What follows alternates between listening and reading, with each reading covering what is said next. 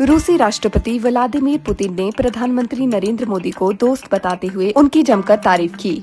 उन्होंने रूस में घरेलू उत्पादों और ब्रांड्स को प्रोत्साहित करने के लिए भारत का उदाहरण दिया। पुतिन ने मेक इन इंडिया कॉन्सेप्ट की सराहना करते हुए कहा कि भारत को इसके सकारात्मक परिणाम मिले हैं। इस दौरान पुतिन ने कहा कि यूक्रेन युद्ध के बाद से लगे प्रतिबंधों से रूसी बाजार पर कोई असर नहीं हुआ। यूक्रेन युद्ध के बाद से ही रूस कड़े आर्थिक प्रतिबंधों का सामना कर रहा है। वहाँ की अर्थव्यवस्था इन प्रतिबंधों की वजह से डगमगा गई है और उद्योग धंधों के लिए बाजार बंद हो गए हैं।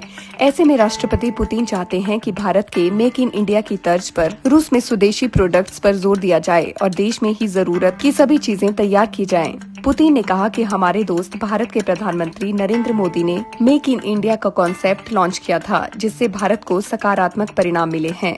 रूसी राष्ट्रपति व्लादिमीर पुतिन ने कहा कि प्रधानमंत्री मोदी की मेक इन इंडिया कॉन्सेप्ट का इंडियन इकोनॉमी पर स्पष्ट प्रभाव पड़ा है। रूसी राष्ट्रपति ने कहा कि यूक्रेन युद्ध के बाद अमेरिका समेत यूरोपीय देशों के द्वारा लगाए गए आर्थिक प्रबंधों का असर देश पर नहीं हुआ। इससे रूसी बाजार में गिरावट नहीं आई। पश्चिमी कंपनियों के देश से चले जाने से रूसी उद्यमियों के लिए अवसर बढ़ गए हैं। उन्होंने कहा कि रूस को घरेलू उत्पादों और ब्रांड्स को बढ़ावा देने के लिए एक नई पॉलिसी की जरूरत है। पीएम मोदी के मेक इन इंडिया विजन का अंदाजा इसी से लगाया जा सकता है कि अब भारत विदेशों से हथियार खरीदने से ज्यादा उसकी तकनीक को खरीदता है। इससे देश में हथियारों के साथ साथ लोगों को रोजगार भी मिलता है।